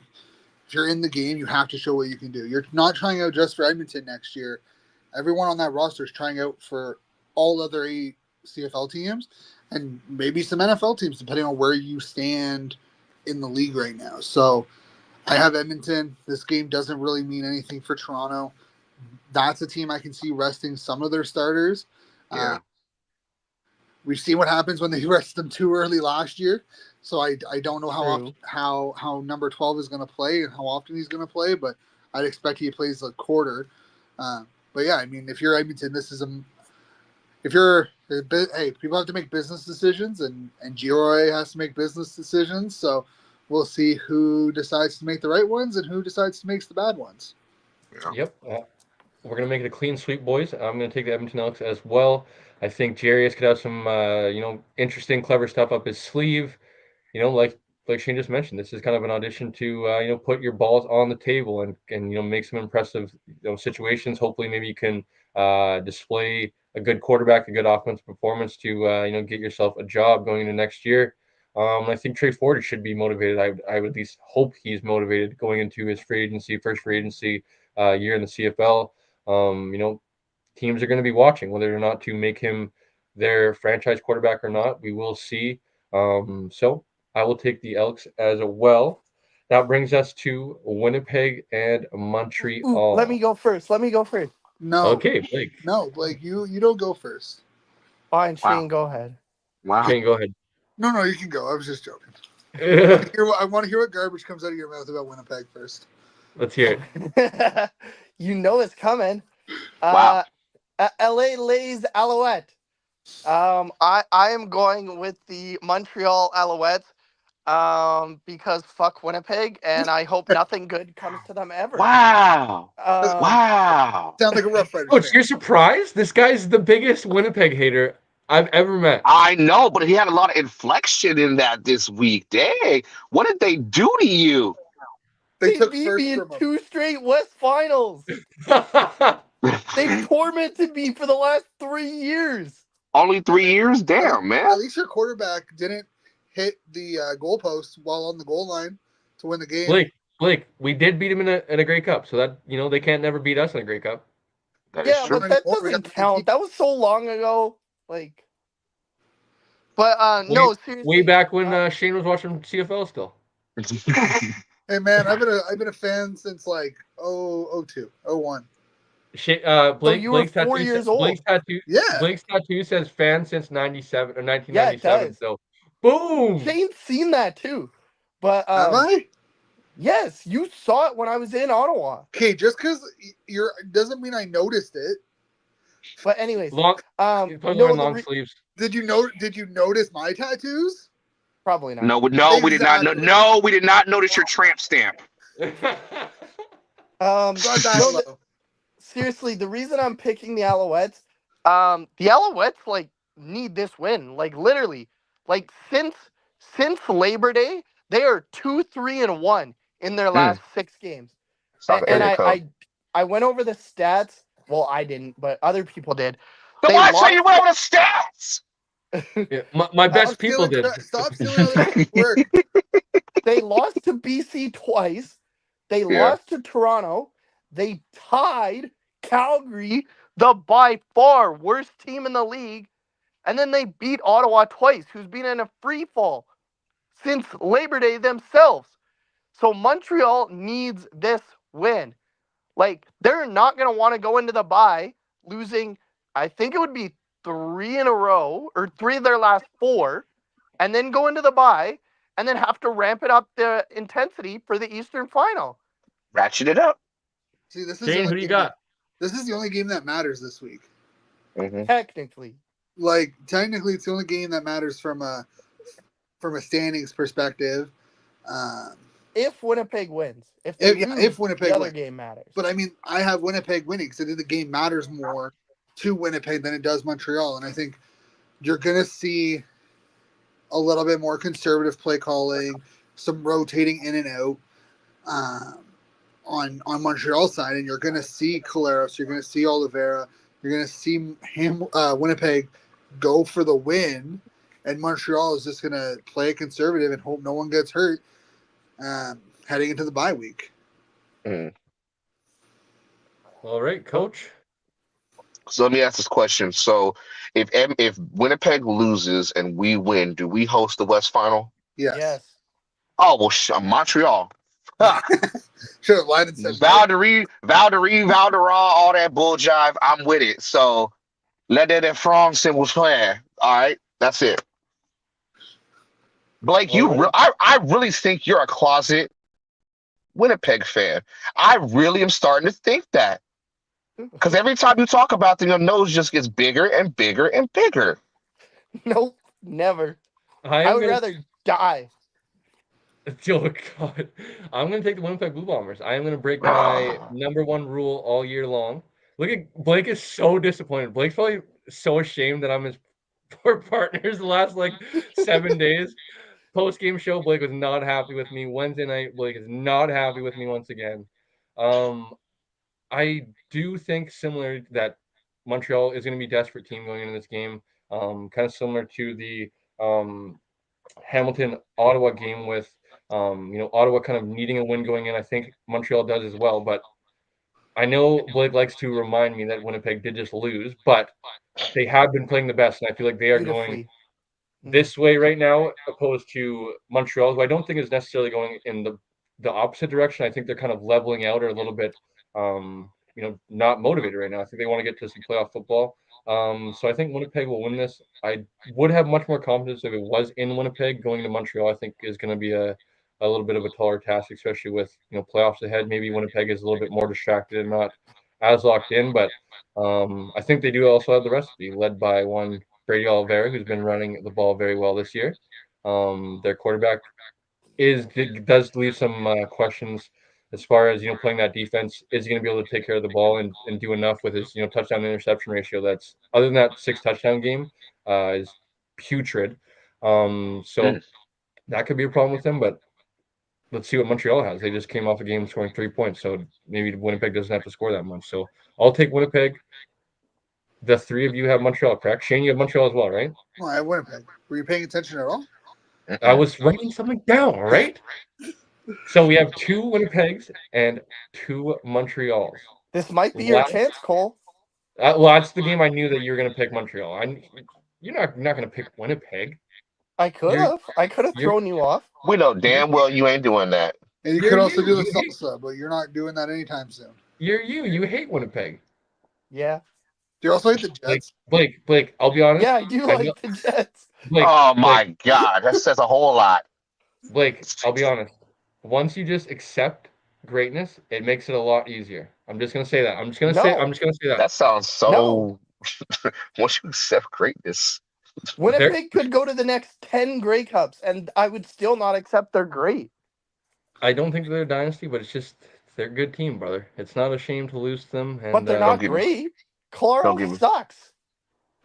Hey man, he's won 2 great. Okay, let me say this then. Before we get to the last game, would you rather see he who must not be named win the Grey Cup or Winnipeg win the Grey Cup? I would rather both of y'all, I guess. I would rather see Winnipeg. Yeah, I would rather see Winnipeg, but that's not. I don't think it's. You'd rather see Chad Kelly? What? Hot take, yes. hot take. I don't know if it's a hot take. I think that could be the Grey Cup matchup. To be fair, better not be. Rematch. Here's the thing. There's players in Toronto that I would be fine seeing win a Grey Cup. Everybody but him. But not him. Yeah. Wait. So what game and then Toronto wins. Did you guys see the articles that he was posting on Instagram that they were talking about him and all that? Look, hey, this will be a redemption because the media will just.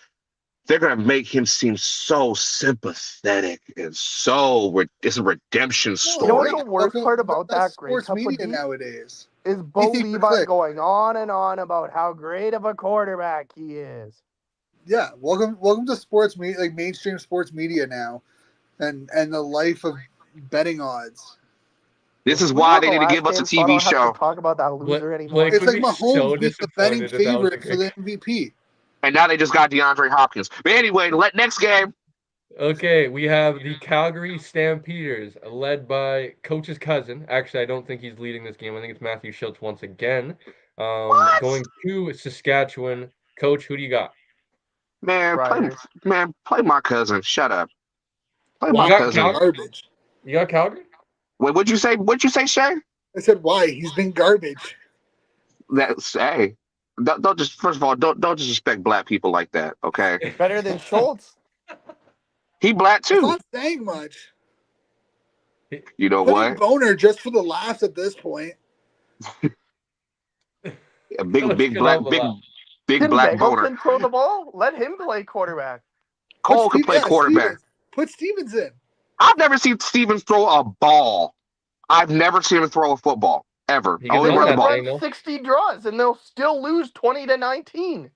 I mean, they're going to lose. I'm going with the Riders. We gonna host it. I'm gonna. Can I reclaim my time? No, I'm going with the Riders. Going with the Riders. Shane, your pick. I'm going with the Riders. Like the game. Hey. Okay. To be fair, this one's kind of a toss-up because if Winnipeg wins, the game is meaningless. Yeah. But if Yes. Winnipeg loses, Then the we game means everything. and throwing balls. And how Mace plays it will determine on what happens with Winnipeg. Mm-hmm. So like, I think either way, Rough Riders win. But like, if you're looking at, I kind of wish, again, I saw someone posted on Twitter the other day. I kind of wish the CFL flex that game to start with Winnipeg and have both of them run concurrently. So no CTV game. A true doubleheader.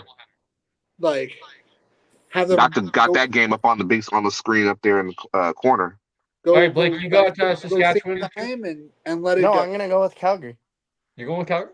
What? Yeah, because that would be the most Rough Rider thing ever. No, I'm kidding. Of course, I'm going with the Riders. Okay, but you're not wrong. It would be. I mean, yeah. It would be for the Bombers to lose and then the Riders to blow it. That would be the most Rough Rider thing ever. Why y'all gotta sit there and do that to us? Like, dang, we just got our shit together after a couple years. Like, damn. The Riders, they have 4 Grey Cups and 100 y'all praying on our downfall like the second coming of Jesus Christ. Damn. You're not that I didn't say I was praying on it. I just said that would be the most likely scenario. I don't want to hear nothing from you, Blake. Your team can't even host a fucking Grey Cup. Shane, your team. Sean, shut up. Shane, your team ain't won shit since Henry Burris. We've won more recently than Saskatchewan. And you've had more teams than everybody else, but that don't mean shit. And how many times have they been? How many times has the CFL been to Ottawa? 3. Do you count all the Grey Cups or just the Red Blacks? Technically, the CFL gives us all of them. So there's like true. 16 there. Shane, I love you, man. Right. Cole, make your pick. So I'm just saying, technically Ottawa has like 15, but like... Ew. What? They do. Y'all really count those Boston Celtics from the Bill Russell rings? Ottawa has 15, then how many does the Rough Riders name have? The Red Blacks have 1, but the CFL No, the Rough Riders. Oh, the Rough Riders. So we have 15 as like Ottawa football. So how many of those were the Rough Riders? 14. Pay attention. So the Rough Riders team name has 18 total Grey Cups. They're the winningest franchise ever. No. There's the Rough Riders, which is the shit you see in Saskatchewan, the name Steelers, and then you have the Rough Riders. There's a space. Thank you, that's what I said. Teams. So no, there's not 18 total. This isn't a group project. Just because you name it similarly. You hit the space bar, it don't make a difference. Like that's Cole, you haven't made your pick yet. Hey, make your pick, Cole. I got Saskatchewan. I'm gonna make it a clean sweep. So yes, sir. That will conclude the pick. So that means that at worst I finished tied for first. Hey, yes, Shane hit the space bar on that motherfucker and said, "Fuck no, Rough Riders." Hey man, you can't piggyback off our homework and expect I would. Space bar. Make sure it's in there. Make sure it's in there. That'll be one last weekend of the regular season. One last weekend to catch Blake. Add the winning percentage if you are coach, and Shane, try to get a little bit closer, maybe inch past going into playoffs. Boys, I got to go in about 10 or so minutes. I'm sure you guys are all busy, so we'll start with Shane. Appreciate you for joining us, buddy. What's cooking this weekend? I'm sure you're going to be taking the Red Blacks game for the last game at home for Ottawa this year. Yeah, I should be there on Friday night. Work's been chaotic, so things have kind of slowed on my part. But yeah, I mean, Red Blacks, unfortunately, I'm going to obviously Grey Cup prep after. So. Let's do it, boys. I can't wait. Grey Cup is coming so fast. 3 weeks. And yes, so sir. Super excited. That'd be great. Shane, appreciate you, buddy, and we will have a good weekend. We'll talk to you next Wednesday. Have a good one, guys. Yeah. Later, buddy. That leaves 3 down, 2 more to go. Coach, thank you as always. Yes, what can we expect? You got any other content or footage coming out from your trip, or maybe just the reactions this week? I got a nice little vlog compilation on the way. I got to edit that the rest of this week. I'm going to be doing my reactions with the boy. I got my Shamar Bridges highlights, and I'm going to be doing the BC Lions player highlights like I did last season. Some other stuff on the way, and I I'm better getting ready be in for those again. which one? The Oh, the BC hot. Lions one. Oh God, man! If I see your mug again, I'm gonna block that shit out. I ain't gonna hold you. He was. I know I saw you. I I don't was in the remember what. lucky one. He Yeah, wasn't a lucky. no, Yeah, no, but you the were game also winning in. touchdown. You were also in one last week, though. Was Hmm. I? Yeah. Yeah, I saw after VA was celebrating. I don't know if it was his rushing touchdown or if it was the one he threw, but he was. I don't know if all three of them were in your end zone or not. Two of them were, I think.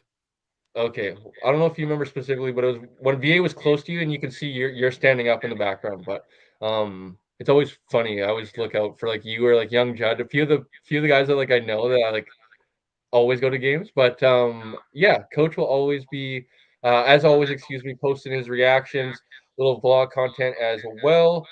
And Coach, we'll see you in about 3 weeks' time. Come back up for. Are you getting any trips out for playoffs? I want to go to. If we host the West Final, my black ass will be there at the West Final. Okay, you Nice, heard it here nice. first, folks. First, you Wait, got to wait, get wait. past Hold on, hold our on, hold BC on, hold on. Lions, like.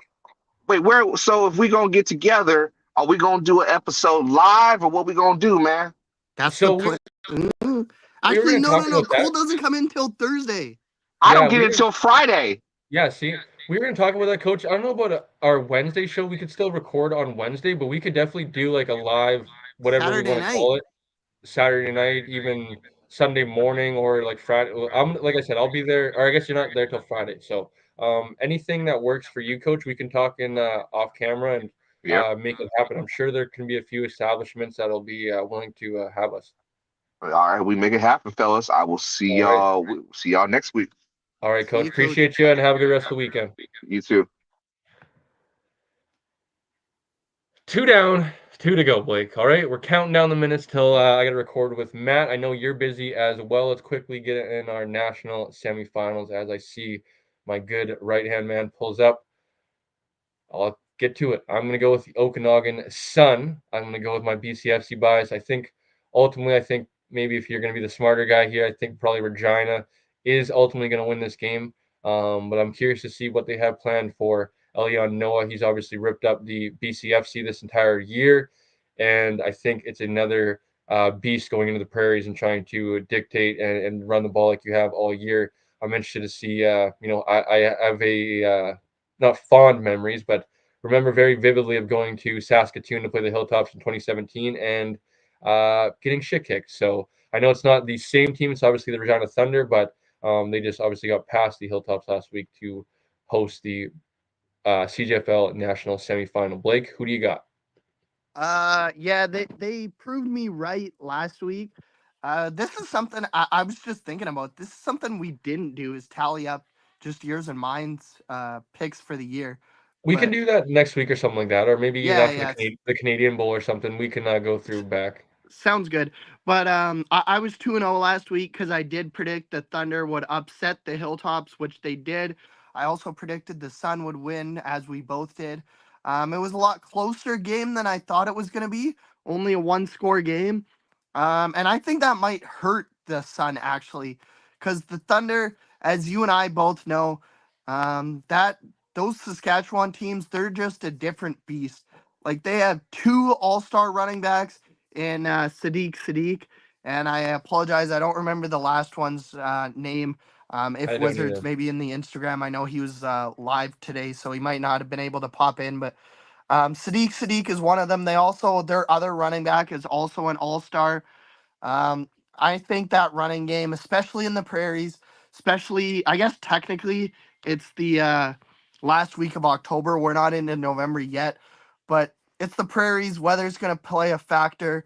The Okanagan Sun, that's a long bus ride, although I'm sure they fly out of Kelowna. So now that I say that, maybe not so long of a bus ride, but that's a long plane ride. And then you got to go deal with the time change, play on that field, a field that you never played on against fans that are completely against you. There's a reason it's so hard to go to Saskatchewan, whether it's the Canadian Bowl or the national semifinals, and get a win. I think it is the Thunder that move on to the Canadian Bowl against either the St. Clair Saints or the beleaguered London Beefeaters. After everything they've been through, the Beefeaters still got to the finals. They have a shot. We will see. I know they have a good running back there, LJ Dwyer, I believe is his name, or Dyer. Yeah, but he's the one that held out this year, wasn't it? I think he might have started playing there into the season, if I'm not mistaken. I think from what I heard from Wizard Takes, he ended up not having any opportunities and returned, if I'm not mistaken. I could be incorrect on that, but I believe from my sources, Wizard Takes. I don't want to boost his ego even more. Yeah, but He let's. keeps asking when we're gonna bring him on the show. I know. It's hopefully he's not watching. I'll tell you off camera. Get out of here though, because as I said, I have to record Canada West football show here tonight with one Matt Young. So if you guys are tuning in here tonight live Wednesday night, it'll be out on the YouTube platform tomorrow morning-ish, maybe tomorrow afternoon around noon or something like that Pacific time. As well as our picks will be out from Matt, Connor, and Gord, and myself. Will be out tomorrow. And then Blake and I, obviously, like I said, no post game preview or post game this week. But Blake, I was thinking about maybe doing either our Twitter Spaces through our Twitter account. We haven't done one of those actually. I thought would be maybe cool after maybe at halftime of one of the games. But you will see Blake and I again after we know who the BC Lions are going to play and where we are going for a quick 10, 15 minutes, maybe 20, as we usually go longer, just to give our initial thoughts, break it down. I know our friends over at 3DB, Three Down Bros, go live on Sunday night, so hopefully we're not rivaling with them after, or no, there's no game Sunday, actually. There's 2 games Saturday, correct? 2 games Friday, 2 games Saturday? Yeah. So Doubleheader Fridays.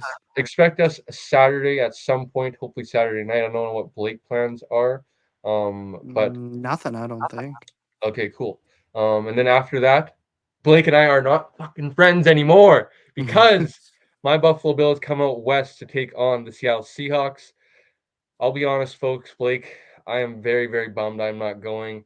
I am in the Vancouver Bills backers. It's a bunch of Buffalo Bills fans here in BC and Vancouver, and they've been posting all week talking about the plans of going, and I am big time FOMO, man. I am missing out, and I am bummed. But I think this is for um, a better Greater day cause.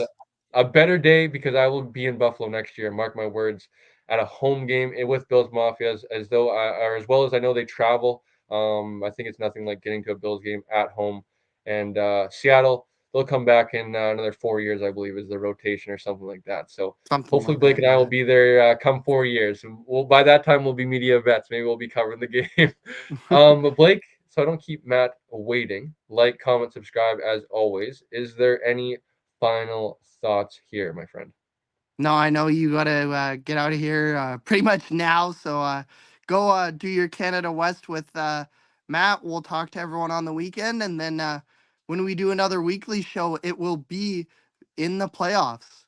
In the playoffs, and like Blake just said, like I haven't, I've kind of haven't mentioned anything about stopping. Just because the regular season over, folks, doesn't mean you can get rid of us that easily. The boys will be back all throughout playoffs.